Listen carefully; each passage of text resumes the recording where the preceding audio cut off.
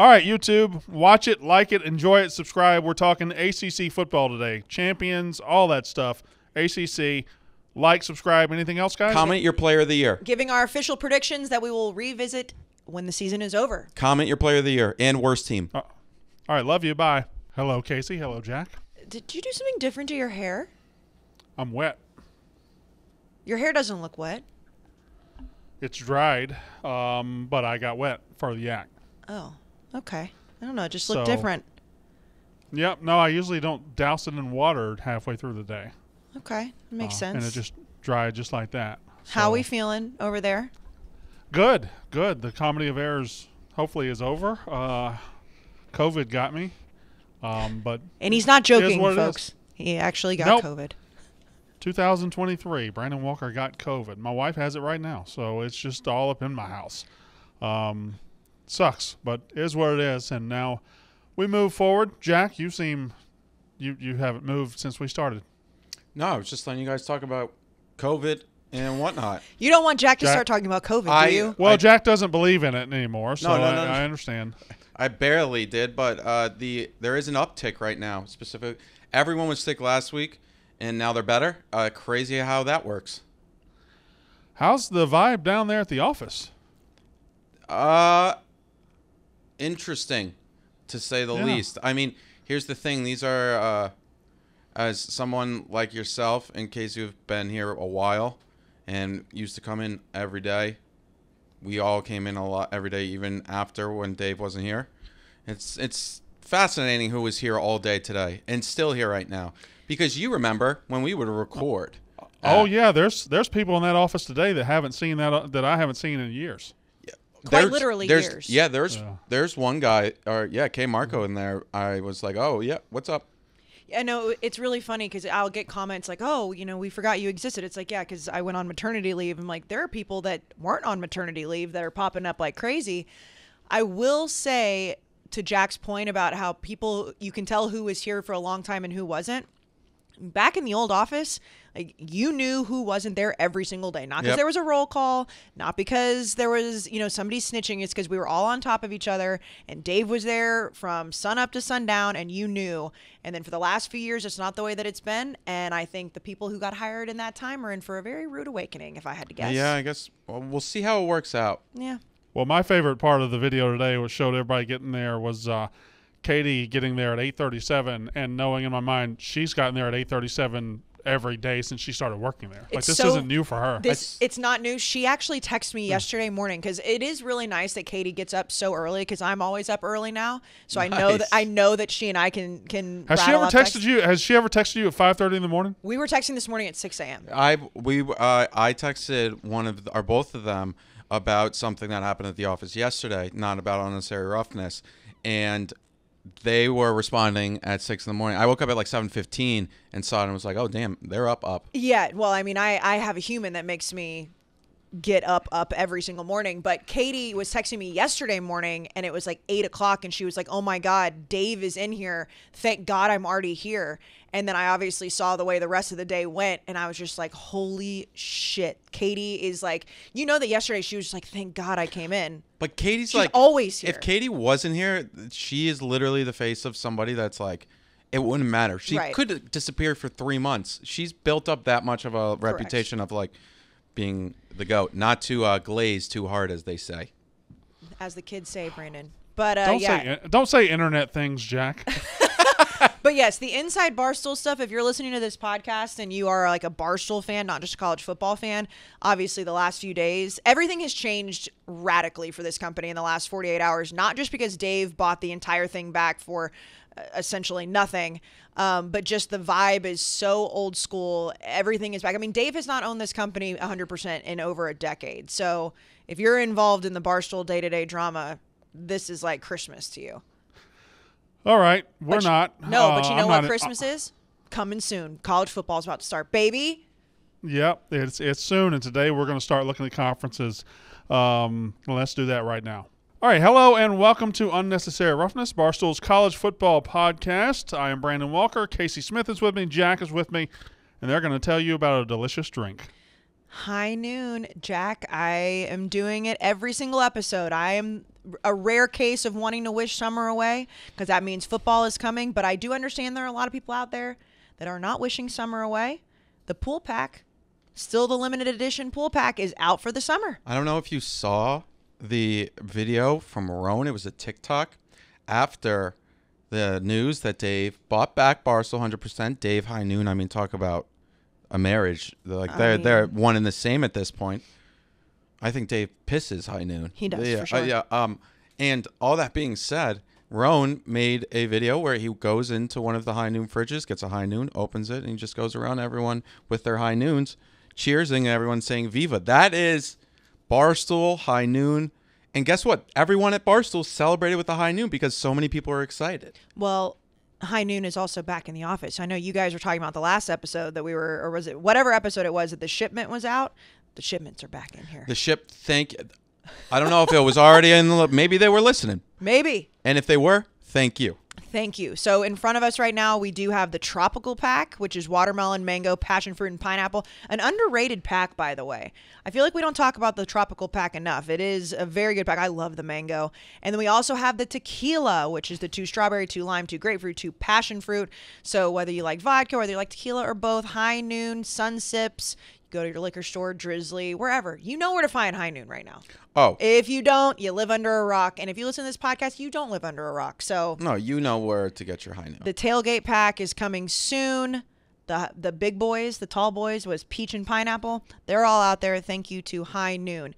Brandon, I have a question for you. I know we're doing previews today. Why did you choose to start with the ACC? Alphabetical order?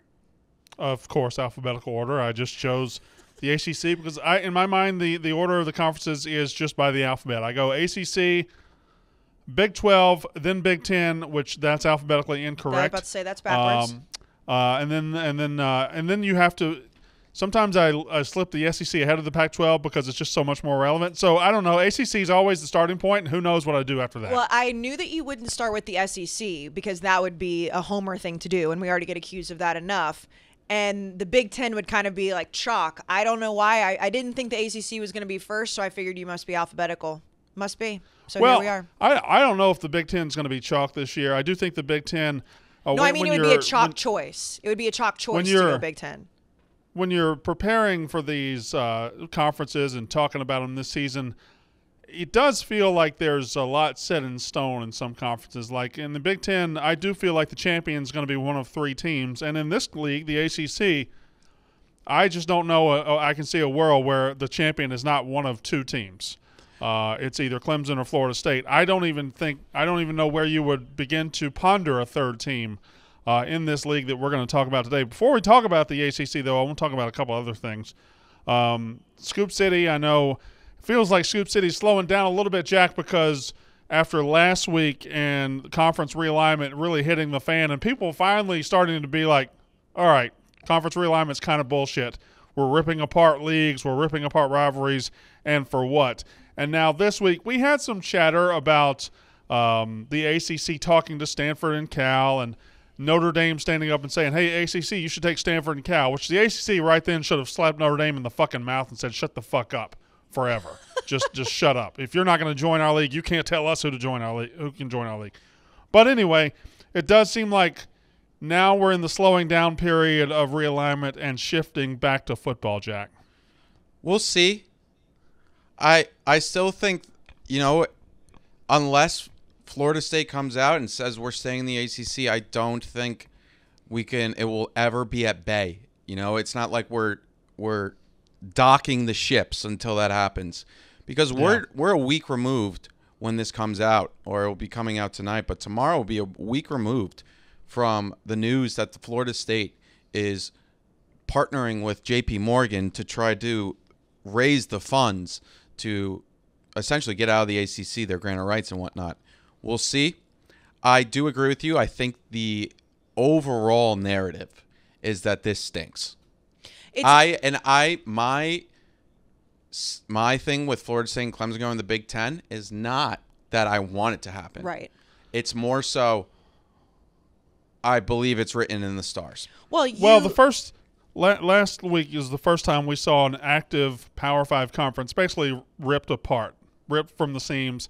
and the Pac-12 was just ripped asunder, and all the pieces and the bodies are laying all over the place right now. It's as Oregon, Washington head to the Big Ten, and you've got Washington State and Oregon State trying to pick up the pieces. Then people finally said, "Oh shit, this is real deal. We're really starting to lose stuff now." And the ACC's probably next on the chopping block as far as that goes when they lose Florida State, who's not a founding member, but they are a linchpin of the league. And then, of course, Clemson, who is a founding member.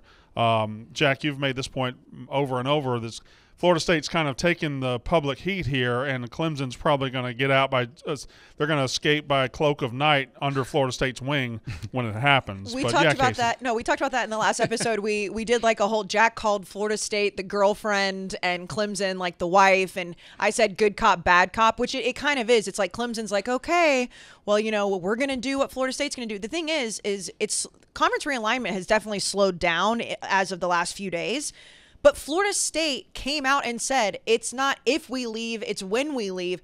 How the hell can they not leave? Like, you can't, as Brandon, you always say, put the toothpaste back in the tube or whatever. Like, they said they are leaving. It's just a matter of time of when that happens. That could be the only thing I could think of if I'm playing devil's advocate. And everything with Scoop City and whatnot is they're 100% serious. But maybe it's a negotiation tactic with the ACC to restructure the grant of rights. But do you think Florida State and Clemson are going to be like, oh, Stanford and Cal are coming? That's fine. Yeah, that saves everything. Then I'm like, you know what? We're good. Yeah. Well, and the same thing that everybody's saying is just the irony of two Pacific Coast teams coming to the Atlantic Coast Conference. That's the dumbest idea ever. But it's real. The fact that, and I mean, Brandon, you and I have both said it, Jack said it, it's like we're ready for football to actually be talked about. I think that we hit a point with conference realignment where it's just like, holy shit, what's going on? Can I just call out a guy who just acted like he's got this all of a sudden moral compass over the last couple of days?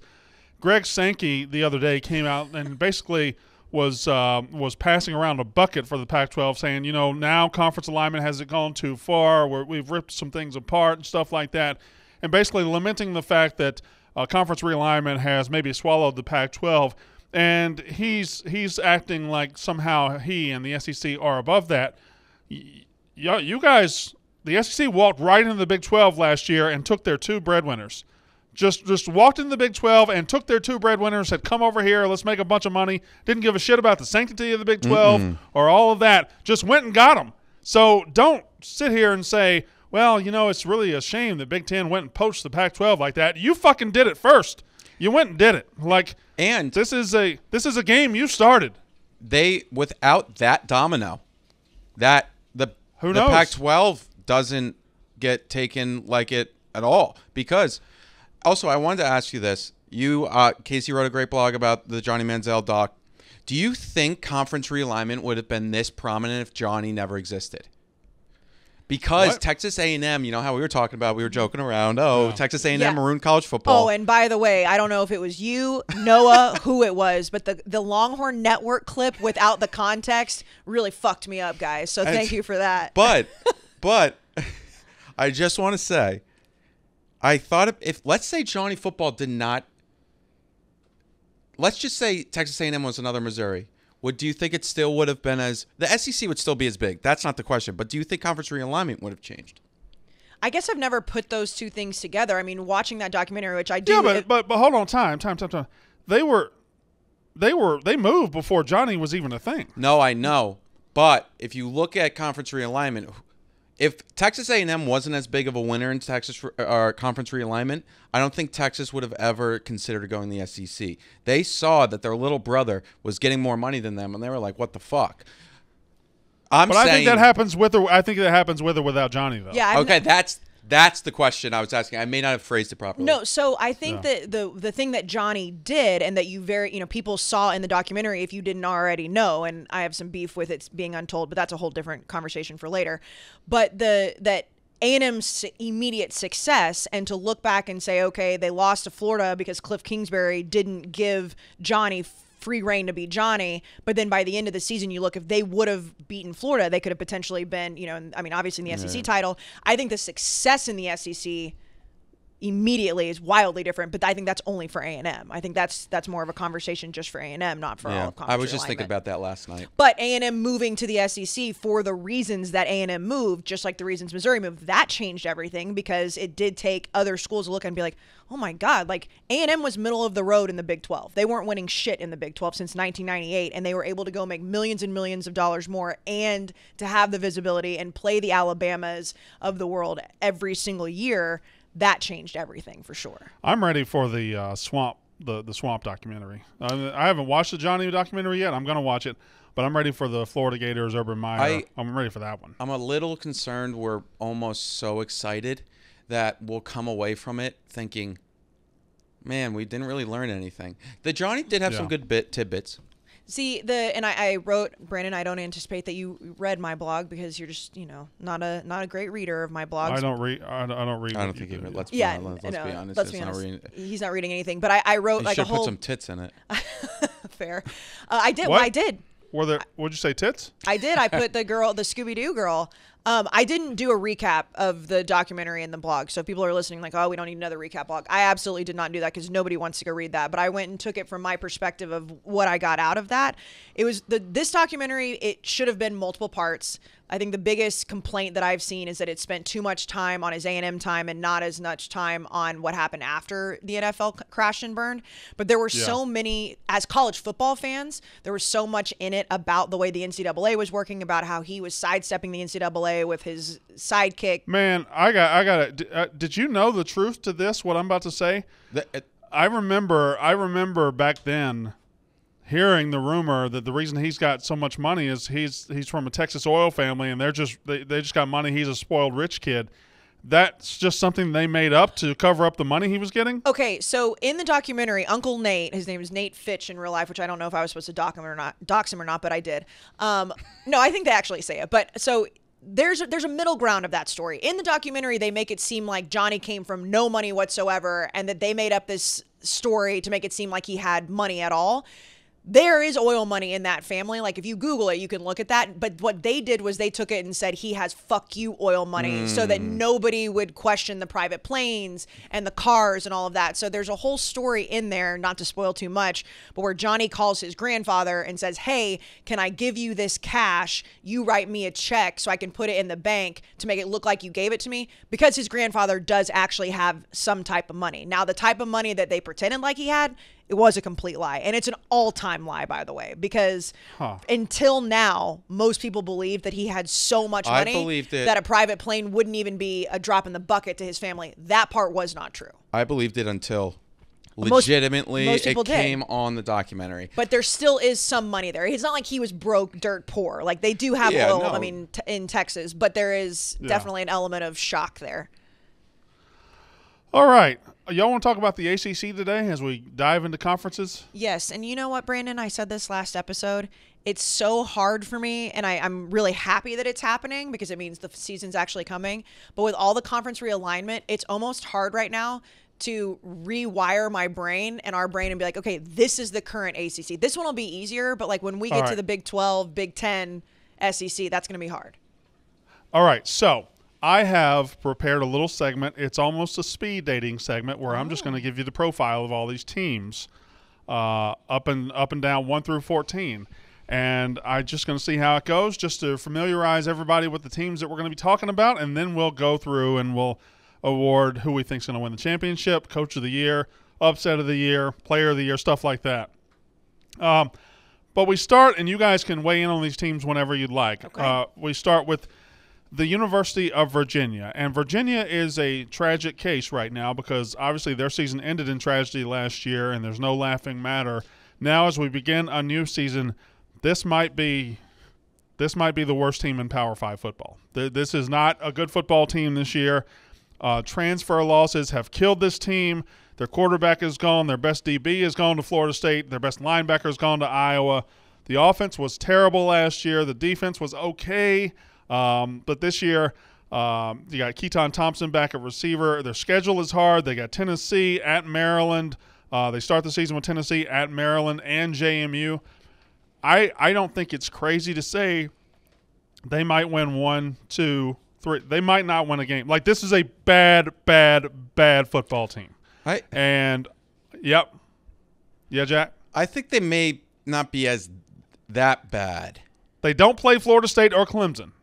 So that is when you talk about this conference and you talk about the teams that aren't Florida State or Clemson, you have to then identify, do they play Florida State or Clemson? Do they play both? Do they play neither? Because those are big advantages in this league this year. Last year, Duke went 9-4. They played neither. So that's where Virginia is right now. But again, Brendan Armstrong is now at NC State. You've got a couple of guys trying to be the quarterback there, but I just don't see it. Their offense was so bad. Do y'all remember last year? I think it was in November. Y'all remember the game where they trailed 14-0 after 2 offensive plays? Where they got the ball first. They got the ball first. They threw a pick six, kickoff, pick six. They were down 14-0 after 2 offensive plays. I feel like that was at the gambling Syracuse. cave because I remember. No, it was against Malzahn Syracuse, being, right? I don't know who it was. I think it was. Maybe it was against Syracuse, but it was immediate. I remember them missing they somehow came back in that game, and then they missed a field goal, went off the post. But maybe there's a different game because they had such a sad season. I feel like and then obviously I was saying that before the tragedy. Just from the perspective of outside of what happened before the tragedy and whatnot, they were one of the biggest disappointments in college football last year. It was, from a gambling cave perspective, it was like just pile on Malzahn at all times because it was just such an ugly thing. Well, going into last year, offensively, they looked fine with the quarterback who had been a Heisman candidate, and then they just couldn't score. They were one of the worst offenses in the country. So I'm pulling a Katie right now and just reading all the preview magazines, and I actually wrote how funny I thought it was. So this one I have in my hand is Lindy's, and they do like the conference picks, and they obviously have Virginia at 14. But for every team, they do good news, bad news, our call. For every other team, there's like legitimate things in all of those categories. For Virginia, their our call is just pessimism is warranted. That's the only thing they could come up with for Virginia. I mean, it's for bad. 2023. It's almost like because of the tragedy, the last year was the first year of Elliott as a coach. Because of the tragedy, now they're going to be really bad this year. Like, you almost think a hard reset is in order for that program. Like, this coach might not ever get out of the blocks. He might need to be fired and replaced, and they just start all over and just do a hard reset because it's not good. Their quarterback's name's great, though. Are you talking about Woolfolk or the other? I don't even. Not Woolfolk. Tony Muskett. Tony Muskett. So they're turning to possibly a 3-year starter from Monmouth. Yep. Which tells you. No disrespect to Monmouth. No. I'm sorry. I'll just go on record. Plenty of disrespect to Monmouth. If you're in the ACC and your plan is to get Monmouth starting quarterback to turn it around, I'm just not sure that's a strong plan. An experienced veteran locked into a battle with inexperienced but versatile Jay Woolfolk. And then Virginia Tech.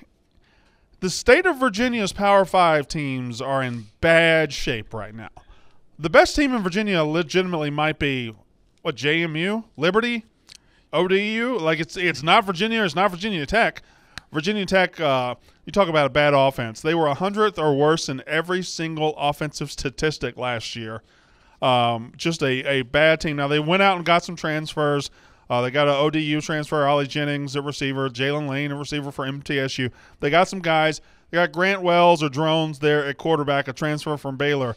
And their schedule, they start with ODU, Purdue, at Rutgers, and at Marshall.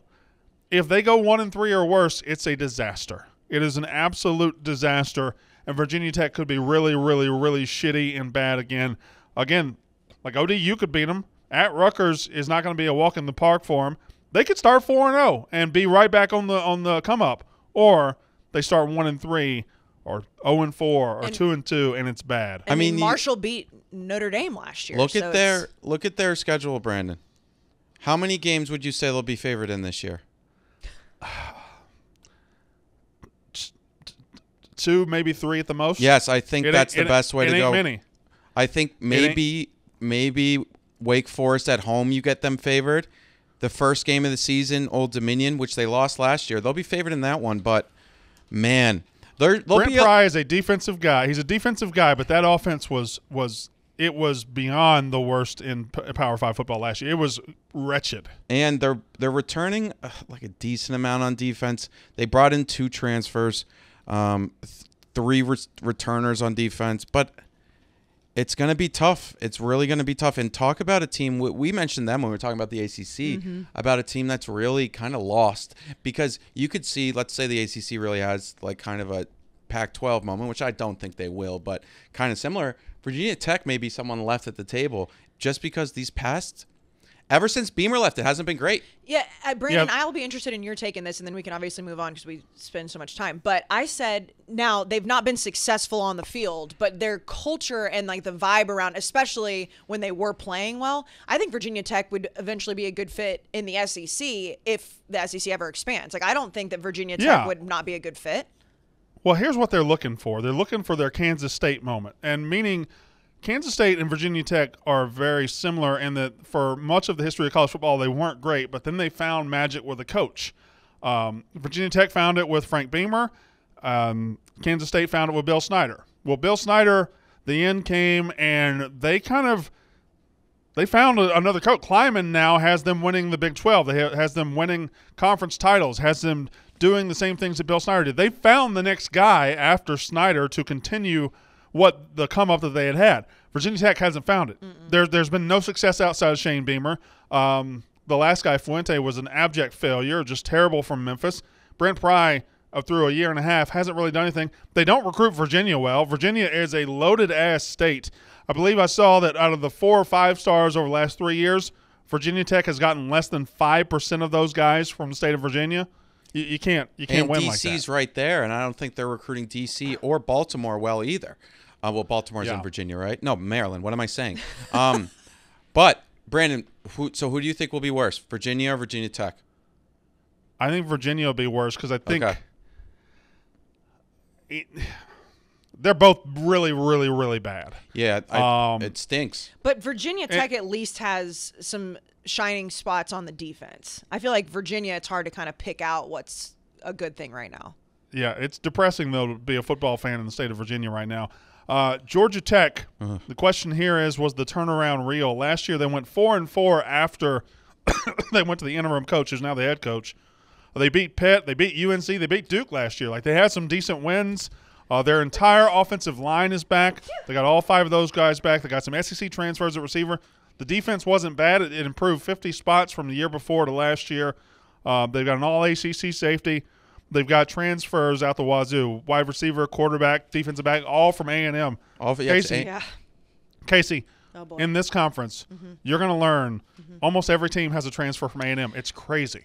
Every team. Miami, Duke, this team. It's not going to shock me whatsoever, Brandon. So obviously Haynes King is the quarterback transfer here. He'll compete for the starting job. They start with Louisville. They play Ole Miss at Wake Forest. They play Clemson and Georgia in November. Like, the schedule's pretty tough for an ACC team. I don't know how good Georgia Tech's going to be. It's the first year of a new head coach. I do wonder if they're going to get to the end of this year and say to themselves, man, we really should have hired Willie Fritz when we had the chance instead of rolling the dice with Brent Key. All right, Boston College, their question mark, was it Phil Jurkovec's fault? And I think they're going to learn it was not. They had the worst offensive line in America last year. It was absolutely terrible. They couldn't run. They averaged 2.1 yards a carry last season, and Jurkovec was sacked 24 times in 8 games before he finally got knocked out. They've got some guys back from injury. Mahogany is back. He was an all-ACC guy that tore his ACL last year. They brought in some transfers at offensive line. They got wide receiver transfers. Their entire defense looks a little bit better. Their front 7 is back. All their linebackers are back, but the secondary is brand new. They start with Northern Illinois, Holy Cross, at Army, and UConn. So they almost have to start 4-0 before they get into the ACC. UConn's later in the year. Is UConn later? Maybe I wrote that. I didn't write that in order. But UConn's on November 3rd or October 28th. Excuse me. Maybe I just wrote their out of conference all together at the same time. But Boston College, I don't think is going to be a great team. UConn is October 28th. Yes. They just have to make a little bit of a dent into what they were. So Syracuse, they started 6-0, then they finished 1-5. Garrett Schrader is back. Rondé Gadsden is back. Probably going to throw more under this new offensive coordinator. their defensive coordinator. You know what it is, Jack? You know who their defensive coordinator is? Syracuse's? Yep, Rocky Long, 75 years old. The father of the 3-3-5 defense. He's back. I thought he's really 75. Yeah, I thought they got two court. I thought you were going to tell me it was Paul Pasqualoni. They brought the hero back. No, it's two. They've got two new coordinators. The defense wasn't bad. Schedule's manageable. Should be 2-0 headed to Purdue and Army. I get Clemson at home. I might be dying. Please don't die. Please don't die. All right, we'll go quickly through the rest. Wake Forest, of course, has to make do without Sam Hartman this year. Got a guy named Mitch Griffiths. This team is one of those teams that gets decimated by the transfer portal every year. It's the smallest D1 university in America, and they just do not have the funds to keep their good players. And it sucks for them, but this is one of those teams that's going to get picked over by the big guys every single year. Both their lines, offensive line, defensive line, basically gone. That could be bad. Could be bad for Wake Forest. But they're well coached. One of the interesting teams, like their offense really has no transfers. Their defense has two.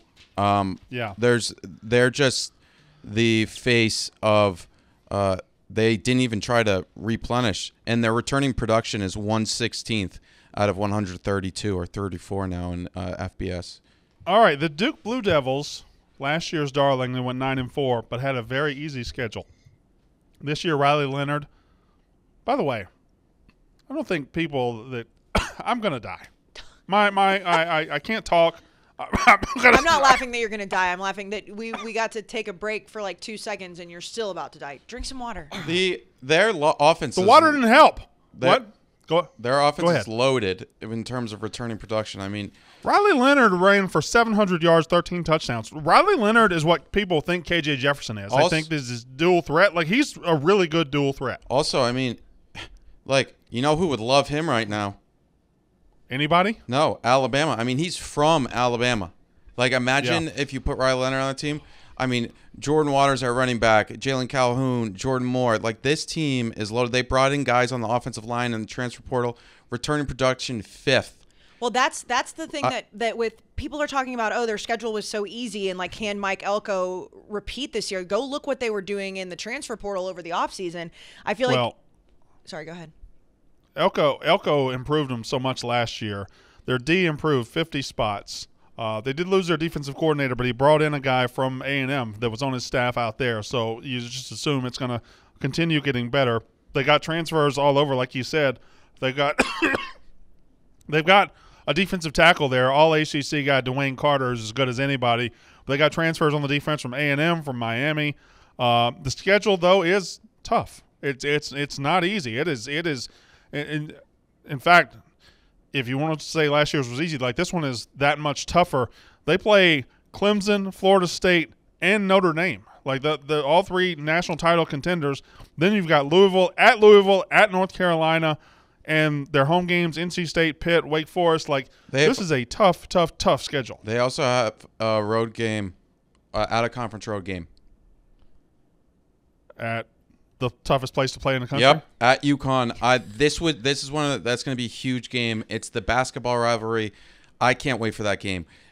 September 23rd at UConn. If you're not going to the NC State and Duke games and you are in the state of Connecticut, I hate you. Anyways, that's enough on Duke. NC State, they're having to make do without their quarterback who's gone to Kentucky. But they brought in Brennan Armstrong, but not only brought in Brennan Armstrong, brought the offensive coordinator from Wisconsin, who was with him 2 years ago at Virginia. The offense is being rebuilt. You got to think they're going to throw it a lot more like they did at Virginia a couple of years ago. They got road games that are very, very manageable at UConn, at Virginia Tech, at Wake Forest, at Duke. Like, they could win all those games. And then they get their toughest games, Clemson, Miami, North Carolina, Louisville, Notre Dame, all at home. So NC State, who's also very well coached with Dave Doran, I know they're kind of rebuilding their offense right now without the quarterback, and they're rebuilding their receiver room as well. Thayer Thomas is gone. Everybody's gone. So they're rebuilding a little bit, but their schedule is very friendly if they can rebuild quickly and if Brendan Armstrong can recapture the magic with his offensive coordinator. That's what I was going to ask you. Do you anticipate, like, if you had to guess right now, do you see a Brendan Armstrong type of situation like Michael Penix? I know it's a completely different situation with different conferences, but like he reunites with his offensive coordinator and is able to kind of resurrect the talent that was kind of wasted the year before? I think he'll be a lot better than he was at Virginia. I do think what they were trying to do last year at Virginia was a square peg in a round hole, and it didn't work. So I think he'll be better, but his surrounding talent won't be as good as his receivers were a couple of years ago. So we'll see. That the defense, I didn't really even realize it, over the past 2 years has been dominant, and they don't return a lot on defense. NC State's been really fucking good, and we haven't.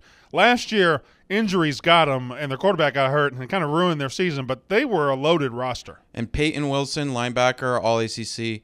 Aiden White, cornerback, All ACC. I mean, these are really good. This is a team that, I know we'll get to our predictions and whatnot, but you never know. Yeah, Louisville is transfer U this year. This is a team that, if you saw them last year, just forget everything you saw. There's nothing that they're going to do last year that is going to be relevant to this year.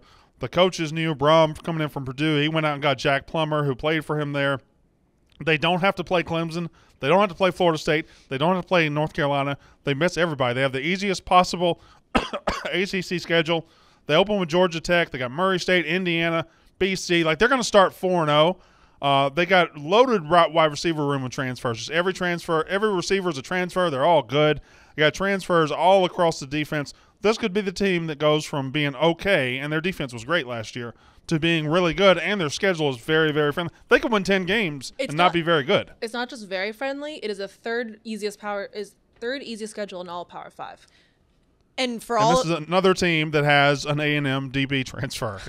They're everywhere. They're everywhere.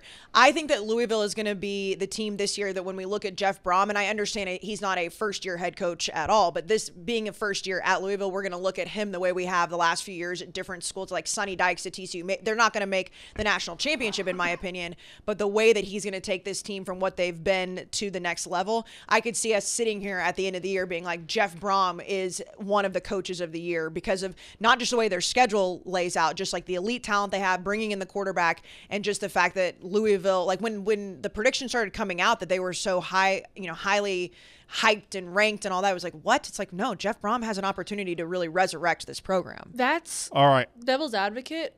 Why? I get we're in the transfer portal season or era. New head coaches, they can refurbish a roster.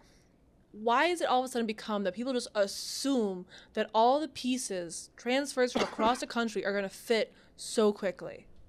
Well, that is the danger that you get with the transfer portal, but it's a necessary evil when you're trying to revamp a program that hasn't been very good. Although Louisville hasn't been bad, but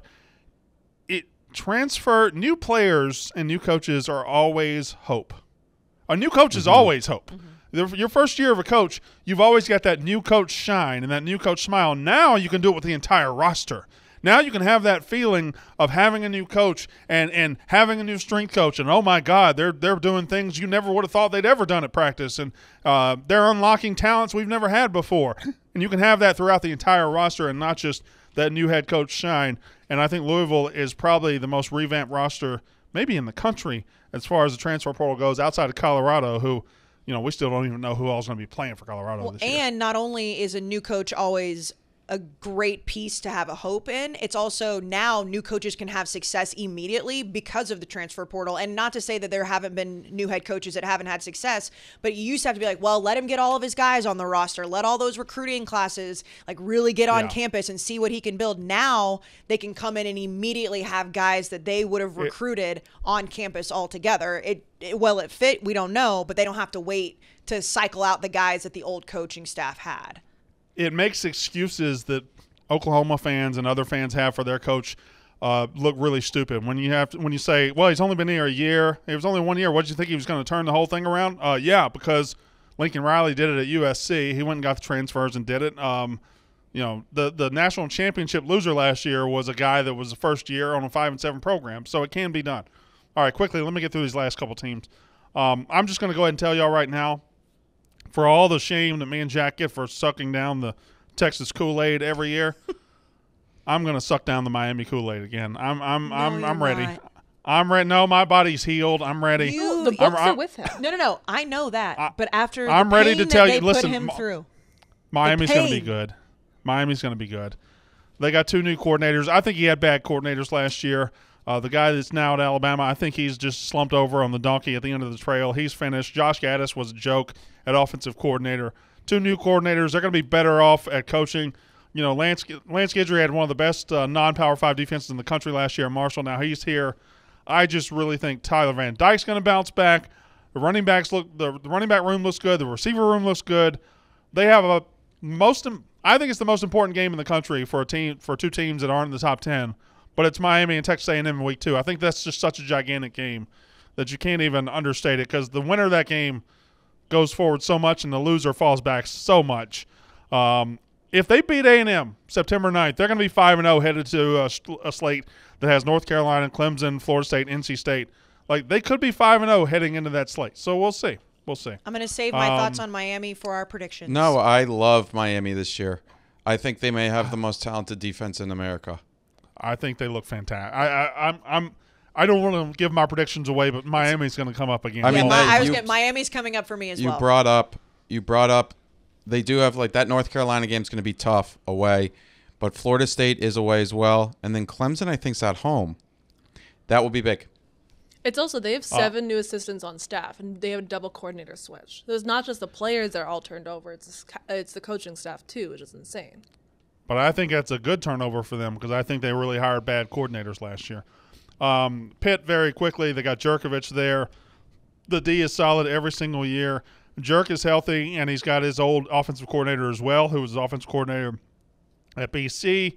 We'll see how Pitt does. They're a very you can count on a Narduzzi team to be – they're probably the most physical and toughest team year to year in the ACC, so you're going to have that. Can they get quarterback play? North Carolina, their offense is going to score a lot of points. Can the D do anything, and I mean anything, to help that offense? They open with South Carolina. That's another huge swing game for both programs. Whoever wins that is going to be on the highest high. Whoever loses it is on the lowest low. They also play App State. They got Miami. Or they got App State, Minnesota in non-conference. It's a weird spot for North Carolina, because they have one of the best quarterbacks in the country, and they've got the expectations of scoring a lot of points. But can their defense just kind of help out? That's the question. Right, Katie? Yeah, I would agree with that. I'm keeping my expectations low. I also get that vibe. It's the defense. We said this 2 years ago. Well, it can't get any worse. Yeah, it got worse. So we have to do the D line, the offensive line. I know you guys gave me shit for Drake May being the most disrespected player, but I think the goal is to keep the offense off the field long enough to stay healthy, because we have a great linebacker. It's just, where's the hope? But we need to see it before we believe it. And, like, the South Carolina game is going to be very close, and we're already favored, which I don't like at all. And it's crazy how, like, the defense was so bad last year, but still had 2 all ACC. Yeah, Cedric Gray and someone. Cedric Gray and Miles Murphy. Didn't you guys sign a pretty good class on defense? But you look at this team, man. We're 30th this year. Like, I feel like, I mean, if you look at returning production, 3rd in the country. I mean, we lost Phil Longo to Wisconsin. That does matter. Enjoy having no red zone offense. I think they'll, yeah, and that defensive coordinator. And the 2 teams I haven't mentioned are 2 national title contenders. Clemson, who I think, obviously they're loaded with potential. Shipley's back. You've got Cade Klubnik now is the guy. He doesn't have to. We don't have to have any message board battles about Klubnik or the old guy. It's his, and we'll see what that means. And then Florida State, who's simply walking into the season with the most hype and the most loaded roster they've had in over a decade. And that's pretty much the truth there. I mean, Florida State's loaded at almost every position. And not just loaded with good players, but I'm talking about just straight-out dudes. Mm-hmm. Their wide receiver position is stacked. Their running back position is stacked. Quarterback, they got the best one in forever. Jared Verse is one of the best defensive players in America. This is a loaded team. And if they don't go 10-2 or 11-1 and be in that playoff mix, it would be a surprise to me, because I think they're very, very good. All right, y'all want to do the predictions? Yes, Katie. Yeah, one thing I forgot about UNC. Do you see what happened with Tez Walker? Yeah. Where so the NCAA, who is in its dying days, the NCAA is on their deathbed, and they just like to raise up every now and then just to point out how big of dicks they can be. And Walker it's Tez Walker, right? Yeah, he was supposed to be our wide receiver number 1. He's a Kent State transfer. Yeah, he's North Carolina's wide receiver 1. He's transferred twice. Now, meanwhile, you're going to be able to watch JT Daniels play at his 9th team in 5 years this year. Miami You're going to see has these an 8-year quarterbacks. player. You're going to be seeing these quarterbacks who've played for 9 different teams, and all of a sudden this guy can't play because he transferred twice, and you're not supposed to be able to do that. It's just ridiculous. NCAA needs to just die. At the first school, NC Central, he didn't play. He never saw the field. Season was canceled because of COVID. He has only played at one school. Well, and the COVID year also was supposed to be a wash for every single player anyways. Yeah, and there's very documented proof. He is coming back to North Carolina. His grandmother's sick.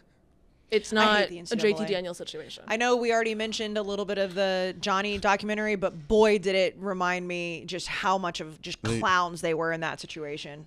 Nothing better than I shouldn't laugh at this, but the transfer to get your eligibility. Well, I came to the school. My grandmother is sick. Like that's the Yeah. That is a NCAA like grandma just like you get a cough, okay? Hey, you got 4 grandparents.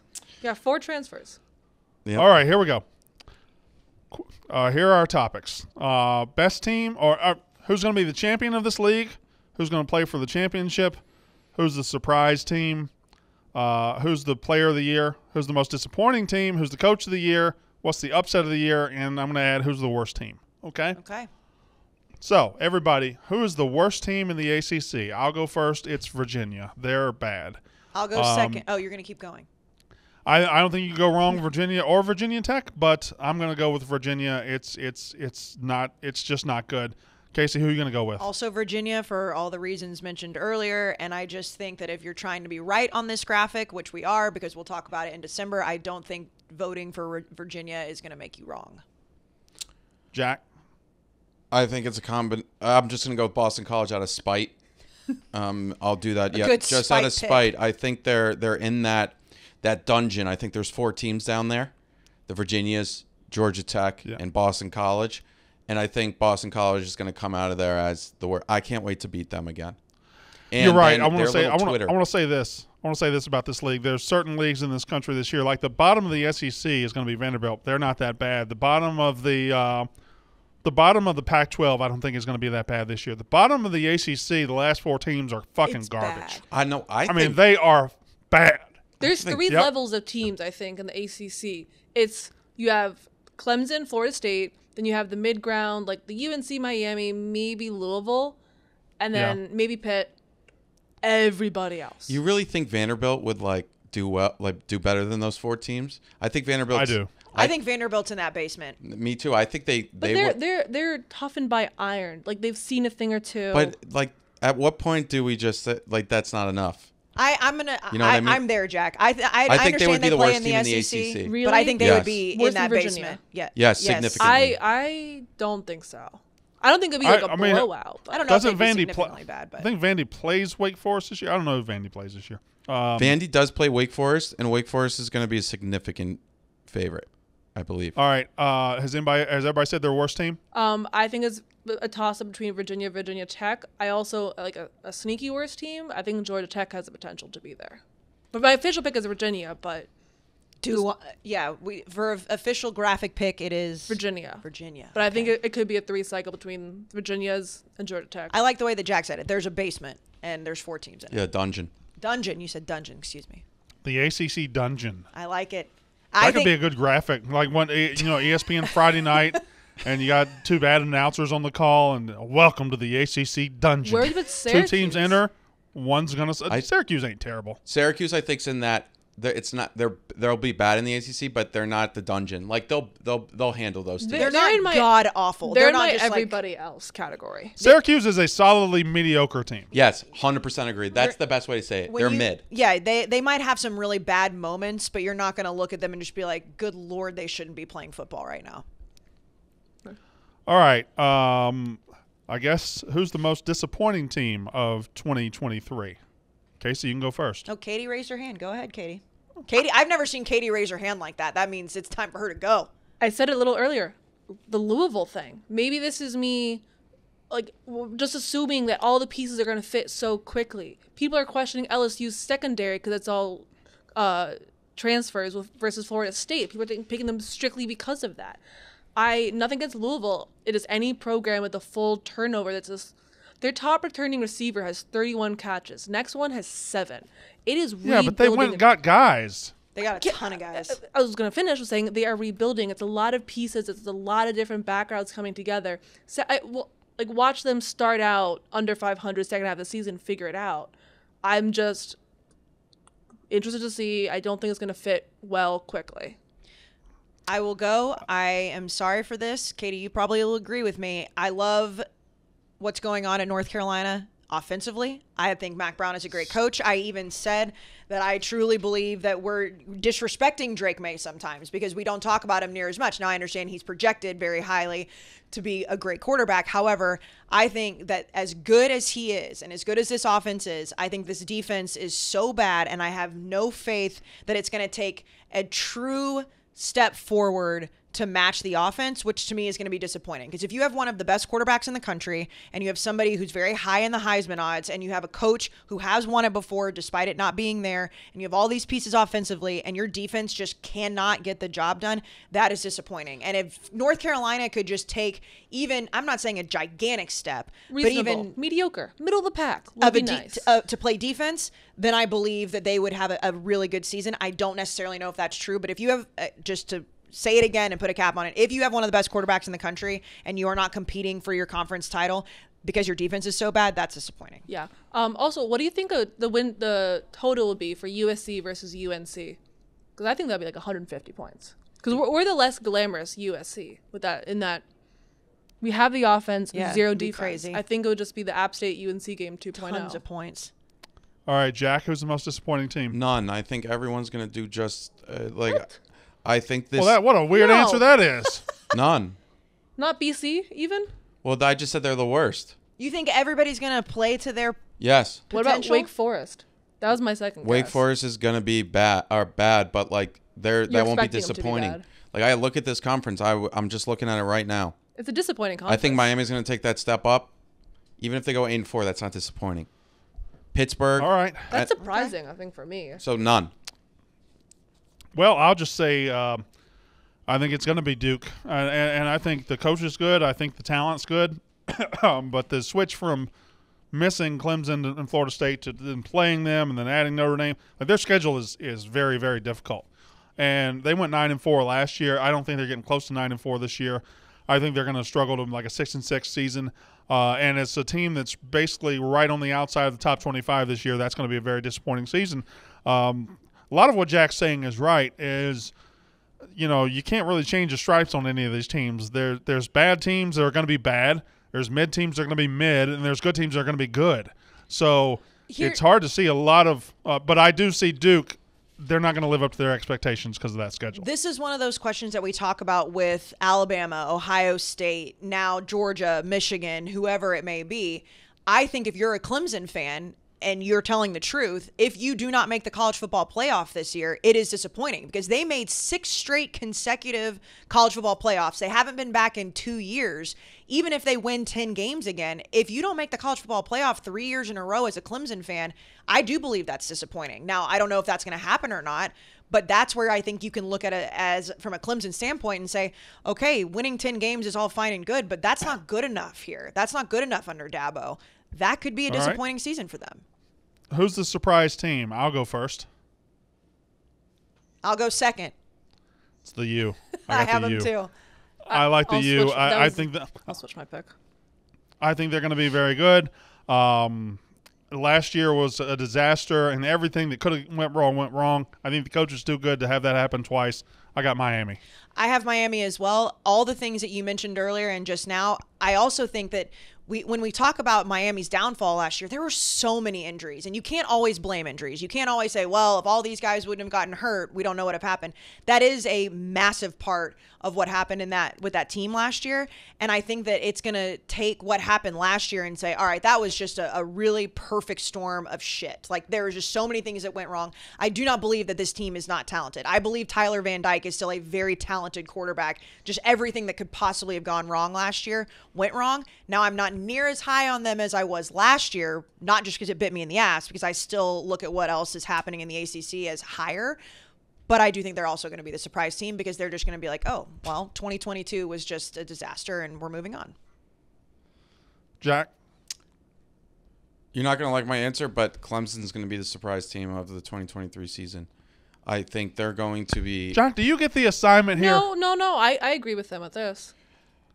What? Okay. Not the school, but who's the put concept. Clemson in the playoff? Find somebody. Yeah. You think they'll be in it? I think they have more than everybody's talking about. Florida State.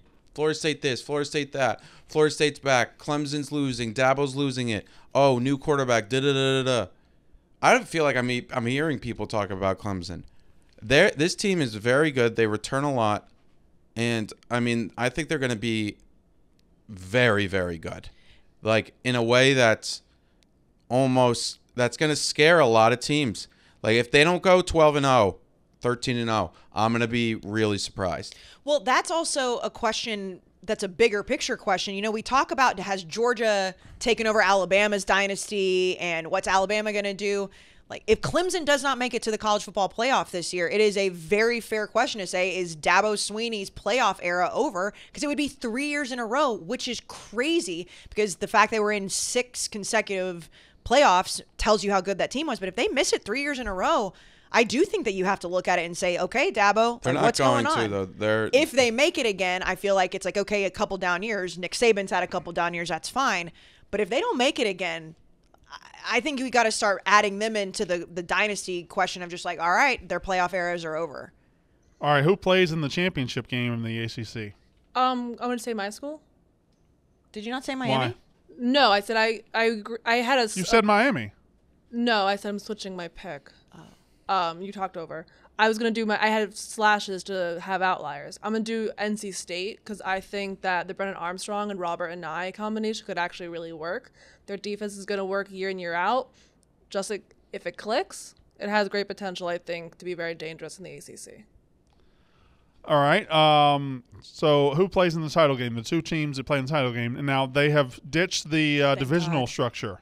So it is 1 versus 2, which means Florida State and Clemson play in the regular season, but they can rematch. And I'm just going to spoiler alert, that's exactly what's going to happen. Spoiler I think Florida alert. State plays Clemson in the ACC championship game.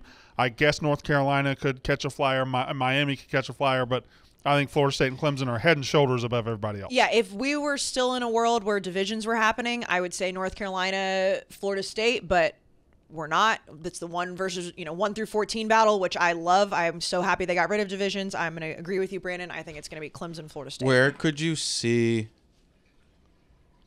Florida State slipping up? Well, their schedule's not easy, right? Yeah. So here's the thing with Florida State. You can talk about them winning the ACC or doing this and being in the playoff.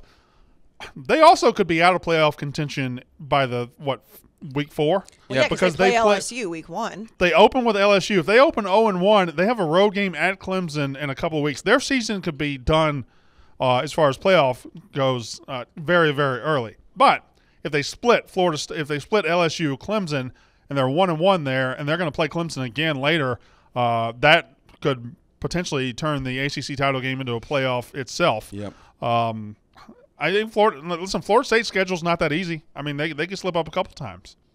Yeah, no, I mean, I even think that They played Florida really close last year, in too. that Pitt game late in the season at Pitt, November, it's going to be cold there. Yeah. That could be a tough game, and then like Katie There's said, a lot of trap doors on that schedule for Florida State. A lot of them. Pitt always, I think, ruins someone's year. A Pitt, Louisville type, middle of Yeah. the pack, Miami, they're gonna fuck someone up down the road. Not really winning for themselves. Like they're like South Carolina last year, Tennessee. So, Jack, do you want to put anybody other than Florida State, Clemson in this title game? no, because I even think, let's say they go 0-2 in those big games in September, I think there's a huge chance that they run the table and even find a way to beat Clemson.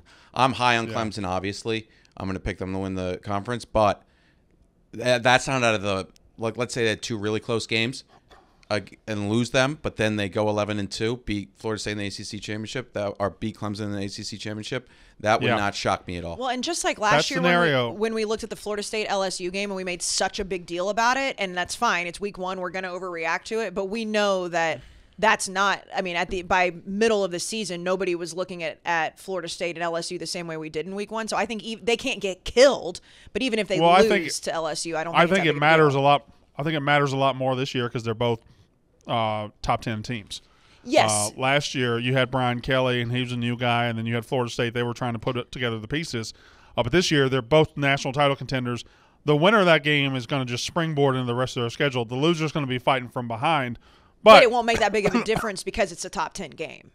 Be a huge difference, I think. Whenever somebody says this is not that big of a deal, I think that game is so gigantic. No, it's so gigantic. But I'm talking about if they go into the ACC. So say they lose to LSU by a touchdown, and then they go through the ACC and they beat they Clemson. Can fight. Right. So that to me, that's why I'm saying that even if I'm not going to walk back how good I think Florida State's going to be if they lose to LSU, because that means they're losing to a top 10 team in the SEC. The game itself is absolutely massive, and especially from the playoff contention race. But in their conference, it doesn't change my mind one way or the other if they lose to LSU. All right. So I think it's Florida State, Miami, or Florida State, Clemson across the board. You too? Yep. So who's the coach of the year in this conference? Do you want to go first? You want me to go first? Do you want to? I think there's two, and I'm going to say Mario Cristobal. Because even though Dabo, if he wins it or if Norvell wins it, I think – a 9-3 season for Miami or 10-2 season for Miami really signals that they're on the way back. So I would go Mario Cristobal here. I'm going to say Mike Norvell because I mean, spoiler, I think they're going to win the conference. He's been there for 3 years. He has around like a 500 record, which is fine. They're going to win the conference this year, and to me that means coach of the year. Jack, I'm going to go with Dabo. I think he's going to have a special year. If Katie? not, they're going to run it back with Elko. Katie? I don't think they could do. It's Mike Norvell by default. I don't love it, but I think it's probably him if it works out. All right, who is the player of the year in the Atlantic Coast Conference? I mean, I'm just playing all the hits over here. I know, and Katie was first on Florida State last year. I know I think it's gonna be Jordan Travis. We've talked about it on this podcast plenty. His numbers are absolutely insane. And when you look at not just him coming back, but their whole offensive core is coming back. They had one of the highest scoring. I mean, I think it was the highest scoring offense in the ACC last year. They just put up numbers. He's going to continue to put up numbers. He's going to stay healthy. I think you have to give it to him. Yeah, I got Jordan Travis as well. Although, if Clemson is to win it, Cade Klubnik has to be that guy, and he would be the heir to this throne as far as this season goes. Although, Jack? There's a guy, Will Shipley at Clemson. We talk about a bunch of running backs year in, year out, and he's like really good, and nobody talks about him. And I'm guilty of that. Is he better than I think he is? I don't know. I mean, he's like a poor man's Christian McCaffrey. I know that's kind of putting him in a box because he's just another versatile white running back. I think he's really, really good. I would say he's probably the best running back in the ACC. I think there's a chance, but for the player of the year, I wrote down Cade because, I mean, look at what he's walking into. He's walking into a year where he kind of had a little bit of a test drive last year, and he has two wide receivers back. He has Will Shipley back. And obviously he's bringing in Garrett Riley. I think he has a chance to have a massive, massive, massive year, and really we'll see it early, especially that game on, what is it, September 23rd? Yeah. I mean, the first game of the year isn't easy either. It's away at Duke. I'm not saying that Duke's going to win that, but we'll see how he looks on that. That's a standalone Monday night game, I think. Yeah. So that will be, is that in Atlanta, ATL? I think it's at Duke. No, I think it's at Duke. It's at Duke. That'll be fun, It's going to be an interesting game. Duke doesn't have a great stadium, but I bet they'll sell it out. At least Clemson fans will come and sell it out. But Cade's my pick, and I'm really excited to watch him play this year. I mean, this is one of those situations where we could potentially look back and say, well, Garrett Riley got a head coaching job really, really quickly, because if he did what he did last year with a quarterback and then he goes to Clemson and does the same thing that he did with Max Duggan with Cade Klubnik, who did get a test run in the Orange Bowl, played like shit, whatever. But if he does the same thing that he did at TCU at Clemson again with an offense that does need to be revamped and has not found its power since Trevor Lawrence left, that guy's getting a head coaching job in a hurry. Right? I mean, he wouldn't he be the next? No. If Clemson does what they can do this year, Garrett Riley, without a doubt, will be getting calls. Maybe he'll kind of wait, and he doesn't like any of the openings, but without a doubt, he'd be top. He may win the Assistant of the Year award. Yeah, the if Broyles he, award. If right? he goes back-to-back years and create, especially if somehow Cade, they win the ACC and he sneaks into like the Heisman race and he's in New York, 100%. Garrett Riley is getting a million calls. All right. It feels like I know how this is going to go, but who's going to be the champ of the ACC? I think we got 3 Florida States and a Clemson. Is that right? My ACC player is Drake May. Also. Oh, I'm sorry. Excuse me. I did that again. That's twice. I like that you're high. That you're high on your What guy. a quarterback conference. I know. Oh no, it's great. I also realized through this, I know we said that the theme of the year was quarterbacks. For me personally, it's, which Drake May's exception, it's OC and quarterback combinations. Like the Brennan Armstrong, Robert Anae, it's Garrett Riley with Cade Klubnik, it's Purdue. It's Mordecai with Phil Longo. It's a lot of people reuniting. Like, can Michael Penix redo it? I think it's just quarterbacks being reunited with OCs. For me, somehow, is just fascinating to see, like, is it a one-off? Is it lightning in the bottle? Or is it actually, like, these guys get each other so well? Tommy Reese Tyler and Buckner down in Alabama. It's not reuniting. It's, well, kind of, I guess. It would be It is really reuniting, interesting to see, like, if you actually took like the percentages of that working out versus not working out. I know that there's a bunch of different things you would have to put into that, but it'd be interesting to see if how many times that elevates a quarterback's play to a certain level. But And at the same time, on the flip side of that, there's a lot of quarterbacks who are taking the field for the first time without their offensive coordinator they've had, like KJ Jefferson taking the field with Dan Enos instead of Kendall Briles, Will Rogers taking the field without Mike Leach. Like, we're going to see how much they can continue without the coordinator to help them. Drake become May what they did. without So Phil Longo. there's the ACC. Florida State for me, Florida State for Kayce, Florida State sounds like for Katie, and then Jack, you're going to go with Clemson, right? Clemson, yep, all the way. I'm so high on them. We're too many of us. First on time Florida since State. 2000. It's the first time since 2017 Clemson is not the lone favorite in the ACC. So what is that? 7 years? First time they're not the lone favorite in the ACC. What an interesting time. Yeah, I keep thinking about, and as we do these conferences, and I know there's some recency bias here, but man, what an interesting season ahead. There's so many questions.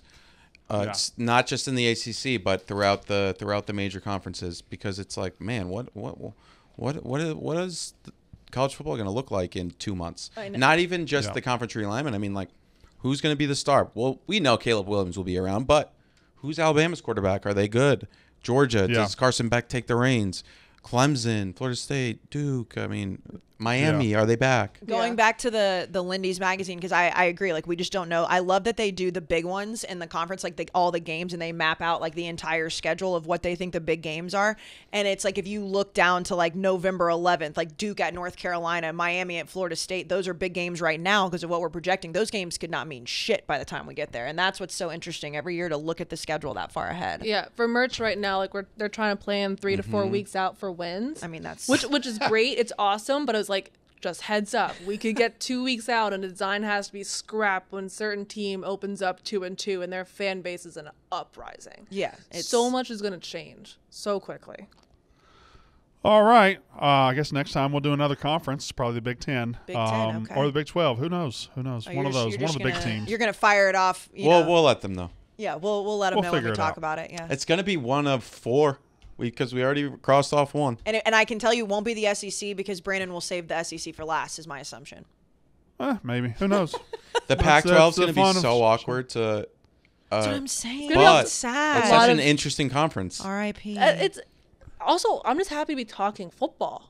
I want me to. I'm not done talking policy. I love conference realignment talk. I'm obsessed with it. Okay, so I did this on the last episode. What's the update on Scoop City? Where's your prediction right now? My source hasn't reached out in a little bit. Damn. They said to expect by Wednesday. It is all Thursday. right. I like realignment. Y'all keep talking, but I'm ready to go. Okay. I like realignment, but I feel it's so behind the 8 ball. No, like, I see what you're saying. Camp like this. Like I have. To If look y'all at want to talk, y'all can talk. I'm going to leave. Okay. So, Bye, Brandon. Bye, Brandon. See ya. That was unnecessary roughness.